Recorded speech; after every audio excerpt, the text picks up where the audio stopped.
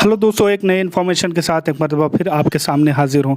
आप अगर हमारे चैनल पर नए हैं तो इसे सब्सक्राइब करें और अगर पुराने हैं तो दूसरों तक ज़रूर शेयर करें। इस वीडियो में हम बात करेंगे जवाहरलाल नेहरू यूनिवर्सिटी के आंसर की कब आएगी। इस तरह के क्वेश्चन स्टूडेंट पूछे कि कब आएगी, कब आंसर की चैलेंज करने का मौका स्टूडेंट को मिलेगा, और उसी के साथ ये भी उनका कन्फ्यूज़न है कि आंसर की के साथ उन्हें क्वेश्चन पेपर मिलेंगे या फिर नहीं मिलेंगे। तो आइए प्रूफ के साथ, अभी तो उसकी कोई डेट नहीं है कि कब आंसर की आएगी, लेकिन कुछ हम गेस कर सकते हैं। कुछ जो इससे पहले जो एनटीए ने एंट्रेंस कराए हैं, जैसे एनटीए ने डीयू का एंट्रेंस कराया है और उसकी कब एंट्रेंस डेट थी और उसके बाद कब उसकी आंसर की आई है, तो उससे थोड़ा हम गेस लगा पाएंगे कि कब आ सकती है, क्योंकि जेएनयू का भी एंट्रेंस जो है वो एनटीए ने कराया है। तो आइए सबसे पहले देख लेते हैं कि डेट कब थी। तो ये डेट जो थी डीयू की, यहाँ पे आप इसमें देख रहे होंगे कि ये डीयू की एंट्रेंस डेट की पूरी यहाँ पे शेड्यूल था।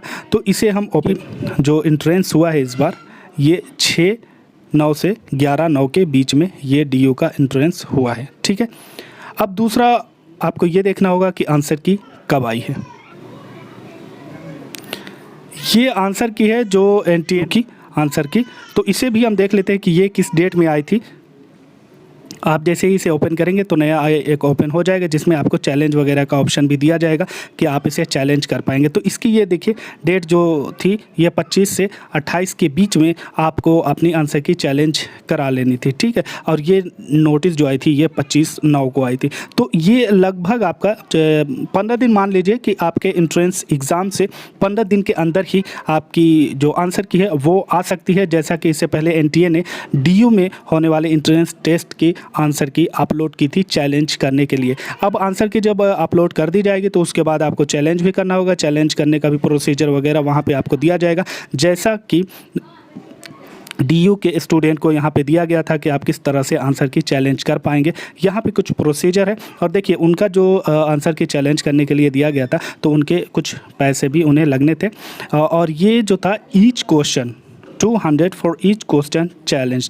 तो आप हर क्वेश्चन के लिए 200 रुपये पे करने होंगे। तो ये कुछ प्रोसीजर है, आप चाहें तो देख सकते हैं। जेएनयू का उम्मीद करता हूँ कि इसी टाइप का होगा जिस तरह से यहाँ है कि आप आंसर की पे जहाँ पे आप आएंगे, जहाँ पे आपका पोर्टल है, वहाँ पे आपको अपनी आईडी डालना है। देखिए फॉर्म नंबर और डेट ऑफ बर्थ वगैरह, जैसे आपका एप्लीकेशन नंबर वगैरह हो जाता है, उसी के साथ आप जब आएंगे तो वहाँ पे आपको ऑप्शन मिलेगा कि आप उसे चैलेंज करना चाहते हैं, कौन से क्वेश्चन को चैलेंज करना चाहते हैं। तो इस तरह से आपका ऑप्शन वहाँ पे आएगा कि आप किस सब्जेक्ट के लिए हैं, कौन सा क्वेश्चन है और किस ऑप्शन पे आप चैलेंज करना चाहते हैं और उसका नेचर क्या है, किस तरह से आप किस बेस पे करना चाहते हैं। आपको कुछ रिमार्क्स वगैरह देना है तो वो भी यहाँ पे दे सकते हैं। इसी के साथ साथ रेफरेंस वगैरह भी आप चाहते हैं, रेफरेंस तो देना ही होगा, आपको प्रूफ के साथ यहाँ पे देना होगा कि इस बेस पे मैं अपना आंसर की चैलेंज कर रहा हूँ कि जो आंसर की एनटीए ने दी है वो गलत है, और मेरी जो आपने आंसर की जो टिक की है वो आपकी सही है। तो उसका प्रूफ भी आपको देना होगा और उसके बाद आप यहाँ से चैलेंज कर पाएंगे। तो ये एक प्रोसीजर आपको मिल जाएगा, और जब आप ये सारी चीज़ें कर पाएंगे, कुछ चीज़ें यहाँ पे हैं कि कितने पेज में आपका कितना जो पीडीएफ है वो किस में होना चाहिए और कितने कैरेक्टर में आप उसे लिख सकते हैं रिमार्क्स। तो 150 कैरेक्टर में आप अपना रिमार्क्स वगैरह लिख सकते हैं, 150 में।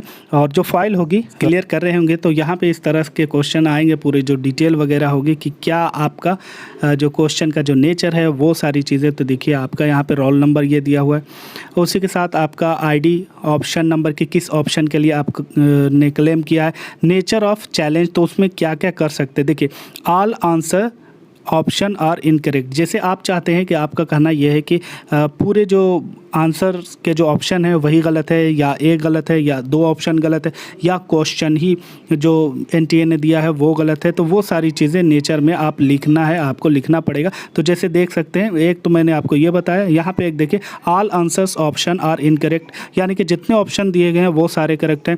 गिवन क्वेश्चन इज़ इनकम्प्लीट और रॉन्ग, गिवन जो क्वेश्चन दिया गया है वो पूरी तरह से रॉन्ग है या फिर इनकम्प्लीट है, उसी सारी चीज़ें देख लीजिएगा। अब यहाँ पे ये आप देख रहे होंगे इन पे टिक लगा हुआ है, ये आप करना चाहते हैं, यहाँ पे भी टिक है। तो इसका क्या मतलब है, देखिए यहाँ पे इन सारी चीज़ों का सब हो चुका है, लेकिन यहाँ पे पेमेंट नहीं हुआ है, जिसकी वजह से ये क्लियर नहीं है। पेमेंट हो जाएगा तो आपका ग्रीन हो जाएगा। तो ये पेमेंट आपको करना होगा, तभी उसके बाद ही आपका जो चैलेंज है वो माना जाएगा, ठीक है। तो जैसा कि मैंने आपको बताया कि यहाँ पे दिया था उन्हें 200 rupees for each question challenge करने का। देखिए आपको कितने रुपए वहाँ पे पे करने होते हैं वो देखना होगा आपको कि उस वक्त जब आपका आएगा। लेकिन ये मान के चलिए कि आपको क्वेश्चन पेपर जब आप क्लेम करेंगे, चैलेंज करेंगे, तो आपको कुछ पैसे भी पे करने होंगे। तो ये कुछ प्रक्रिया थी, कुछ तरीके थे जो एनटीए ने दिए थे डीयू के लिए। हो सकता है आपके लिए भी यही हो, या फिर इसमें से कुछ चेंजेस वगैरह हो सकते हैं, लेकिन ज़्यादा चांसेस नहीं, क्योंकि एनटीए का जो फॉर्मेट है वो सबके लिए सेम होता है। तो ये एक चीज़ है। उसी के साथ आपको जब आंसर की आएगी तो आंसर की डाउनलोड करके रख लेनी है। उसी के साथ आपका जो क्वेश्चन पेपर है जो आपने सोल्व किया था वो भी आपको मिलेगा कि कौन सा क्वेश्चन आपने सोल्व किया, कौन सा आपने छोड़ दिया, कौन से क्वेश्चन, तो पूरी डिटेल आपकी वो मिल जाएगी। वो भी डाउनलोड करके रख लीजिएगा। सारे को स्टूडेंट्स मैं रिक्वेस्ट करता हूँ कि उसे डाउनलोड कर लीजिएगा। एक चीज़ और ये बता दूँ कि ज़रूरी नहीं है हर स्टूडेंट चैलेंज करे। जिसको चैलेंज करना है सिर्फ वही करे, जिसको लग रहा है। ध्यान देना है कि आपको अगर लग रहा हो तो ही चैलेंज करें, ज़रूरी नहीं है सबके लिए चैलेंज करें। मिलते हैं नए वीडियो में नए इन्फॉर्मेशन के साथ, तब तक के लिए आप अपना ख्याल रखें। Thank for watching.